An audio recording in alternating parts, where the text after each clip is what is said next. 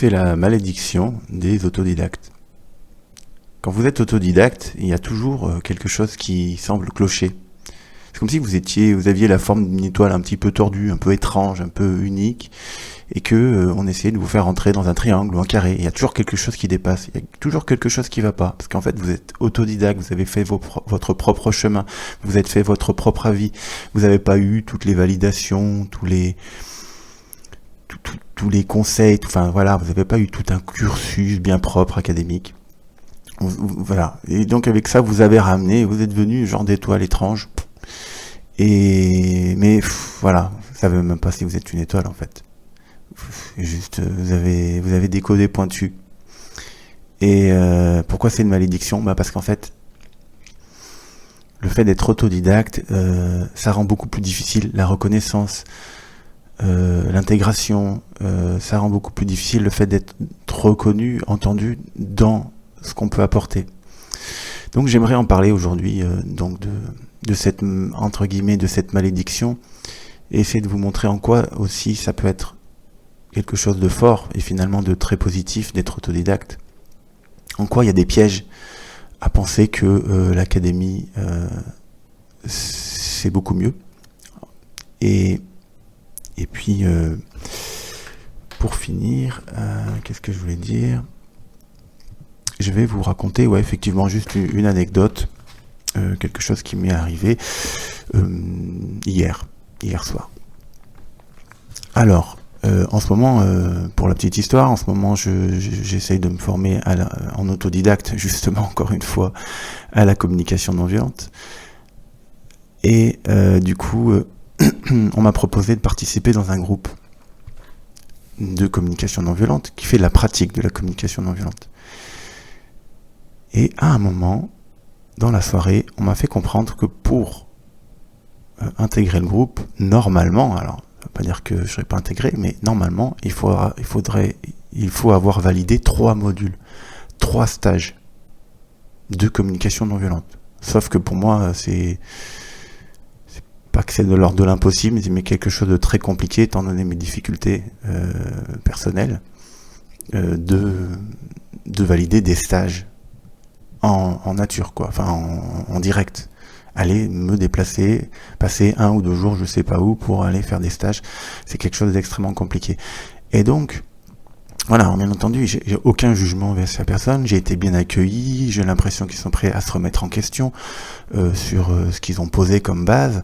La question n'est pas du tout de poser ni un jugement tout court sur ces pratiques, et surtout pas un jugement en particulier sur ce groupe qui a été extrêmement bienveillant et accueillant. La question, c'est plutôt ce que ça soulève comme réflexion qui moi m'intéresse là-dedans. C'est qu'est-ce que ça soulève comme réflexion, qu'on puisse dire à un moment donné, donc je vais partir de ça. Qu'est-ce que ça soulève comme questionnement de dire, il faut avoir fait 3 stages pour intégrer un groupe. Quelles sont les limites de cette réflexion, à mon sens, à mon avis, très subjectif, très personnel. Alors déjà, pour parler de mon expérience au sein de ce groupe, le premier impact que ça a, c'est que ça crée un syndrome de l'imposteur. Si vous connaissez le syndrome de l'imposteur, ou si vous ne le connaissez pas, je vais expliquer très vite fait, c'est effectivement le fait d'avoir l'impression d'être un peu un imposteur, de ne pas être à sa place. Et souvent les autodidactes ont ce syndrome de l'imposteur. Parce que justement, ils n'ont pas eu de validation extérieure, il n'y a pas eu d'autorité qui leur a dit vas-y, je t'adoube de mon épée, épaule gauche, épaule droite, pour te dire que tu es maintenant admis dans la congrégation des je sais pas quoi. Non, il n'y a pas de validation. Validation, il n'y a que vous qui pouvez la faire, parce que vous êtes autodidacte. Voilà, en ce qui me concerne, il y a aussi le doute quant à l'intégration, parce que moi je le vois bien. Les gens qui font de la CNV, ils ont des codes communs, ils ont tout un langage, il y a toutes sortes de choses qu'ils pratiquent, des manières de faire, d'être. C'est une culture, C'est comme si vous arrivez dans un pays où il y a des pratiques que vous ne connaissez pas, avec une culture que vous ne connaissez pas, et vous allez essayer de comprendre comment ça marche tout ça. Et ben là, c'est exactement pareil. C'est-à-dire, j'arrive dans un endroit, il y a une culture, et moi, ma culture, elle est de bric et de broc. Je connais des éléments de culture de la CNV, bien entendu, puisque j'ai pas mal bossé sur le sujet quand même. Mais j'ai pas tout un package, tout bien fait, tout comme il faut, du CNVtiste parfait, quoi. J'ai pas tout ça. Donc des doutes, à me dire, est-ce que je peux être intégré, tout simplement intégré, inclus. Et une réelle inclusion, parce que il peut y avoir une envie d'inclure, bien entendu. On peut faire des efforts, on peut se donner des moyens pour inclure, mais on peut ne pas avoir envie émotionnellement d'inclure. C'est-à-dire qu'on va à l'encontre de soi. Et encore une fois, c'est pas un jugement, mais c'est émotionnel, quoi. Et le dernier point que ça soulève, c'est cette impression que ce n'est jamais assez. C'est-à-dire que moi, j'ai passé ma vie à faire du développement personnel, à essayer de progresser, à apprendre dans toutes sortes de choses, tout ça. Et cette impression que c'est... Hop, on reçoit d'un seul coup, on a passé sa vie à apprendre dans toutes sortes de domaines, voilà. Et puis d'un coup... Enfin là, pour le coup, on pourrait dire oui, mais c'est pas lié à CNV. Alors si, justement, toutes sortes de domaines qui viennent enrichir ma pratique et ma compréhension de la communication non violente, de la CNV. Donc j'ai passé ma vie à ça, et d'un seul coup, on me dit il faut avoir 3 modules. Et vous imaginez le truc.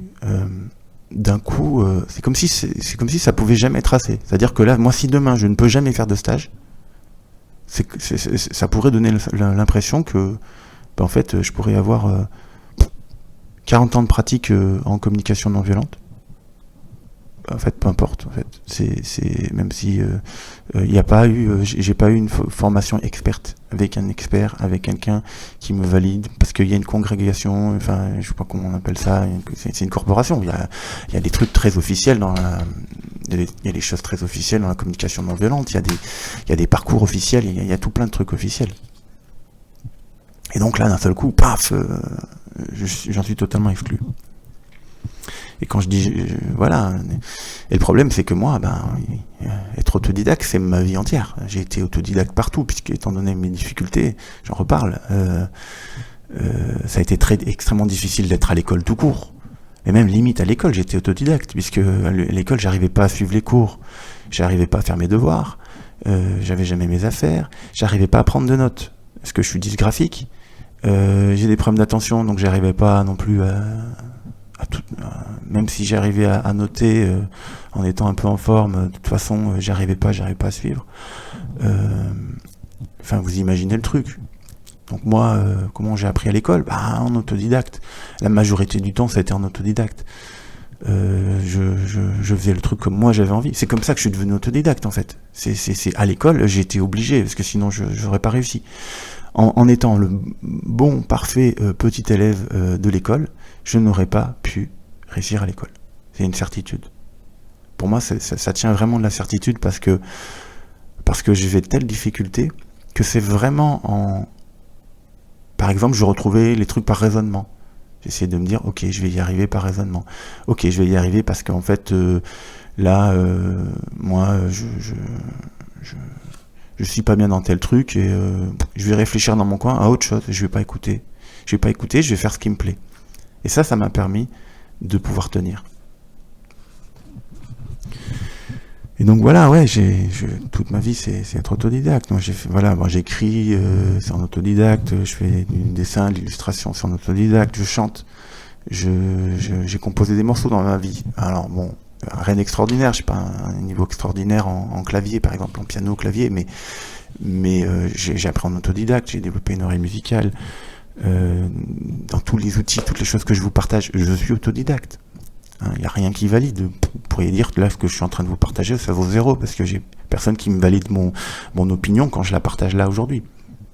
Je n'ai pas d'expertise diplômée en autodidacte. Je peux pas vous dire, en 5 points, les points clés essentiels pour être autodidacte avec certitude et validation par une corporation des autodidactes. Je peux rien voilà, c'est mon expérience, quelque chose qui est de l'ordre de quelque chose, de l'ordre d'une vie passée à travailler là-dessus. Voilà. Alors voilà, moi ça fait, je peux pas dire quand exactement j'ai commencé à faire du développement personnel, mais ça fait plus de 20 ans. Pour moi, ça fait plus de 20 ans que je fais du développement personnel, par exemple, que je travaille sur des questions directement ou indirectement liées au développement personnel. Alors, pour vous faire comprendre un peu la problématique, justement, de faire 3 stages vite fait ou avoir passé 20 ans dans un truc, je vais vous donner une image qui est le fait d'avoir de l'oreille musicale. Vous pouvez très bien appuyer par cœur sur des touches, parce qu'on vous a dit appuie là, sur un clavier, sur un piano par exemple. Appuie là. Et derrière, voilà, à deux mains, voilà, pendant 1 mois, par cœur, vous allez apprendre les touches exactes qu'il faut pour pouvoir jouer tel morceau. Est-ce que pour autant vous aurez développé une sensibilité artistique? Est-ce que pour autant vous aurez développé une oreille musicale? Quelque chose qui fait que vous savez pourquoi, au fond, de manière très intuitive et très approfondie, pourquoi le morceau il est beau comme ça, ou pourquoi à un moment donné il y a des rythmes, des inflexions, toutes sortes de choses qui vont magnifier le morceau. Ben voilà, c'est ça. La question, c'est est-ce qu'on reste sur le fond, le développement de compétences de fond profondes, comme l'oreille musicale, ou est-ce qu'on reste sur la surface, c'est-à-dire je vais imiter. Là, on m'a dit joue tel morceau, j'ai joué tel morceau. Si à un moment donné, mais même admettons, j'ai un prof. En 1 mois, là, hop, j'ai un prof, puis il va me dire oh, mais là, tu t'es planté de touche. Ok, ouais, je me suis planté de touche, mais non, j'appuie sur la bonne. Mais est-ce que pour autant, j'aurais développé ces compétences? Je vais essayer de donner un autre exemple, qui serait celui du dessin. Si là, demain, je vous dis, vous avez 1 mois, vous n'avez jamais dessiné de votre vie. Et tous les jours, vous allez passer plusieurs heures par jour à essayer de dessiner un portrait. Vous avez 1 mois pour dessiner ce portrait. Vous allez passer, vous allez gommer, vous allez refaire, vous allez gommer, vous allez refaire, vous allez même, bon, à temps en temps, vous aurez le droit de jeter votre dessin parce que sur 1 mois, forcément, voilà, et vous allez passer 1 mois là-dessus. Est-ce que, que penser comment dire? Moi, je pense que quelqu'un, peut-être, qui a déjà fait des portraits toute sa vie, qui a développé une intuition, et même qui, voilà, juste, il l'a même pas appris, il a observé des portraits. Moi, je vais vous dire, quand j'étais à l'école, j'étais en CM2, j'observais la tête de mon professeur pour pouvoir le redessiner derrière. Donc, par exemple, voilà, je ne suis pas non plus un expert en dessin de portrait, mais je connais un peu parce que je me suis exposé, je me suis confronté à ça, j'ai travaillé dessus. Et je me suis corrigé tout seul, pas être prof pour me dire que mes portraits étaient bons ou pas bons. Et donc, est-ce qu'une expérience comme ça peut pas faire qu'à un moment donné, le dessin, on va pas le faire en 1 mois, mais on va le faire en 1 heure? Et ouais, ça peut paraître aberrant, mais en fait, en 1 heure. Et pourquoi pas? Moi, du coup, j'ai un mode de création en théâtre qui est particulier. Je vais pas vous expliquer de bout en bout, mais en gros, pendant de nombreuses années, j'ai créé une pièce par mois, sur la base du fait que c'est pas répété, sur le fait que c'est créé très rapidement, on travaille pas dessus. Enfin bon, je vais pas rentrer dans les détails, mais j'ai participé à la création, notamment souvent les résumés de spectacles qui permettaient de... Souvent on écrit sur une feuille tout le résumé du spectacle. C'est souvent moi qui faisais ça. Et donc voilà, enfin des pièces, j'en ai créé des tonnes. Et il y a quelques années, j'ai commencé du coup à écrire une première pièce. Et j'ai mis 1 semaine à écrire la pièce, mais bon, à raison de 1 heure par jour, quoi. Donc vous imaginez, c'est comme si j'ai écrit une pièce en 1 journée, quoi. Voilà, on peut compter quelques corrections derrière, donc admettons 1 journée et demie. Mais j'ai fait ça parce que j'ai développé une expérience super longue en théâtre. Voilà, tout simplement, j'ai pas claqué des doigts. Et puis justement, vous voyez, j'ai fait plein de choses. Mes connaissances dans un domaine viennent enrichir mes connaissances dans d'autres domaines. En vrai, on pourrait dire, mais c'est pas possible de connaître tout ça. Ben si, parce que justement, j'écris depuis moins longtemps que ce que je fais du théâtre. mais bien entendu que le théâtre vient nourrir ma compréhension, mon empathie, parce que pour écrire il faut de l'empathie, ma compréhension, mon empathie, tout ça, enfin, je sais pas, pour écrire. Toutes mes compétences d'un côté viennent nourrir mes compétences de l'autre. Donc ouais, j'ai écrit une pièce en une semaine, et puis l'année d'après, j'ai fait pareil, j'ai écrit en une semaine une pièce. Mais là, si cette année, je risque de devoir recommencer à écrire une pièce, et je mettrai une semaine pareil. Il n'y a pas de raison fondamentale que ça change, parce que voilà, les intrigues, je les ai dans la tête, je connais comment former une histoire, je sais... Voilà, je comprends mes personnages, j'ai une empathie avec mes personnages, c'est facile. J'ai beaucoup plus de difficultés à retenir les prénoms de mes personnages qu'à gérer et à créer toute l'histoire. On a les difficultés qu'on peut. Voilà. Donc, pour dire que moi, mon impression, c'est que quelqu'un qui a jamais rien fait de sa vie et qui fait 3 stages de CNV, ou peu importe, je dis pas que ça n'a pas de valeur, mais penser que ça a beaucoup plus de valeur que quelqu'un qui a développé une expérience en autodidacte, c'est une erreur, je pense. Ça me donne une image. C'est l'image de l'arbre creux. La question, c'est est-ce qu'on préfère un bel arbre, mais qui est complètement creux, qui n'a pas de racines, puis qui risque de tomber parce qu'en fait il n'est pas solide, en fait, c'est un arbre creux, il n'y a rien dedans, quoi.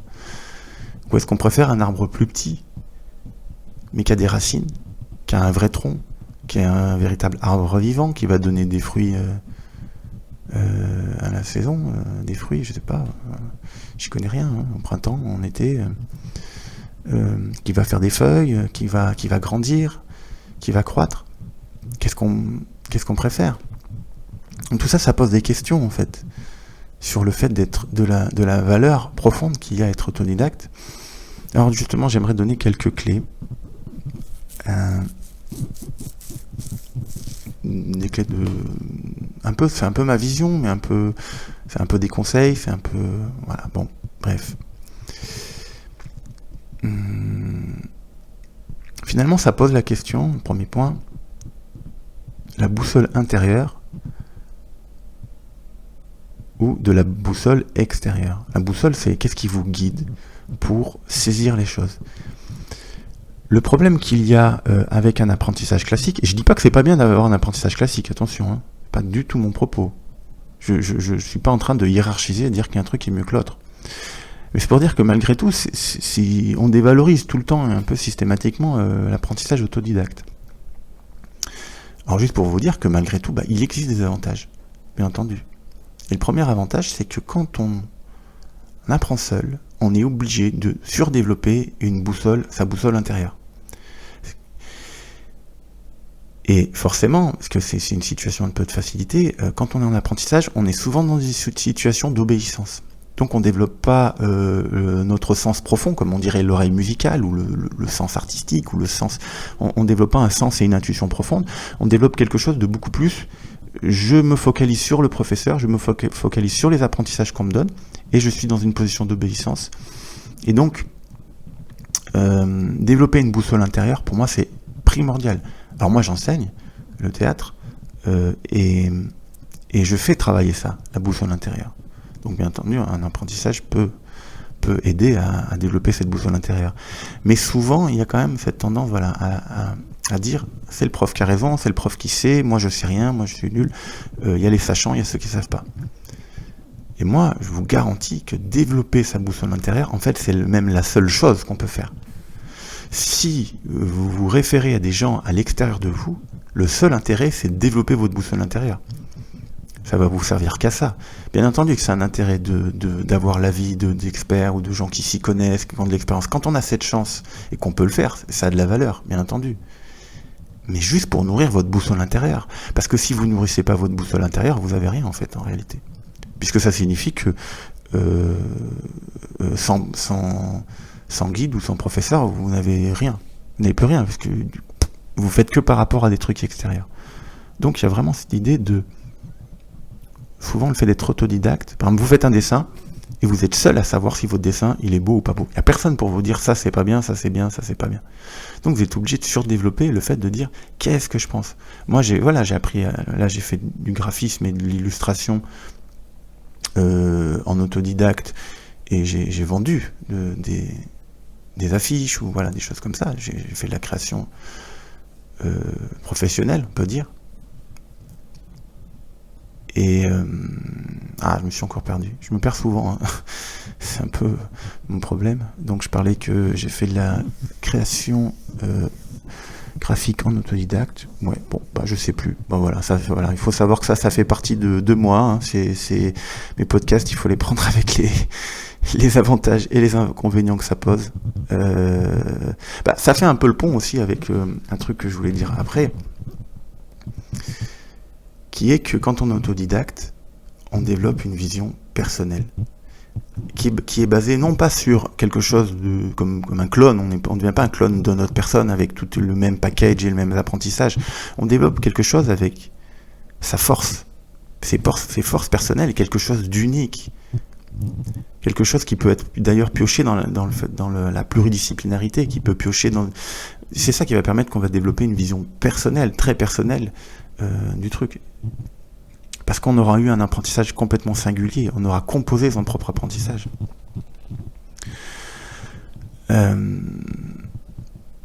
Et donc, moi, dans mes forces et dans mes faiblesses, dans mes faiblesses, c'est que je me perds. Donc, je fais des podcasts, hein, je suis autodidacte aussi, hein, en podcast, mais ça m'arrive, je me perds. C'est une faiblesse, mais est-ce qu'une faiblesse peut pas être aussi point de départ d'une qualité? Ce sont des questions.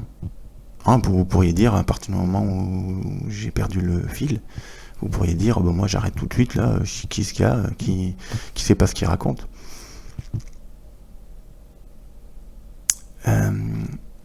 Voilà, donc on en revient aussi au point des fondations.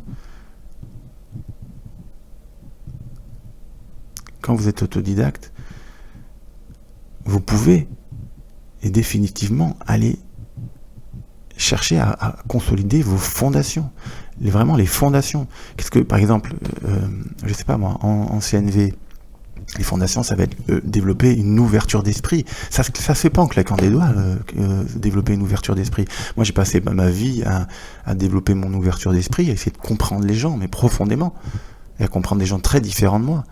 De toute façon, j'ai beaucoup de différences.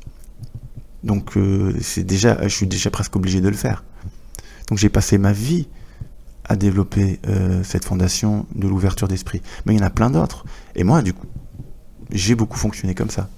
Développer vraiment des fondations. Dire, moi, ce que je vais développer, c'est mon oreille musicale. J'ai appris à décoder des accords à l'oreille. Ce que je vais développer, c'est mon sens artistique en termes de dessin, en termes de composition. Essayer de voir, est-ce que moi, ça me plaît? Développer une subjectivité forte. Voilà, et c'est ces fondations qui sont beaucoup plus importantes. Je vais vous donner un autre exemple, c'est le théâtre. Moi qui donne des cours de théâtre, il y a des gens, ils n'ont jamais fait de théâtre, ils arrivent, et paf, en claquant des doigts, ils arrivent. Ils ont des super facilités. Ça ne veut pas dire que ça remplace le fait d'avoir 2-3 ans d'expérience. Hein. C'est pas la question.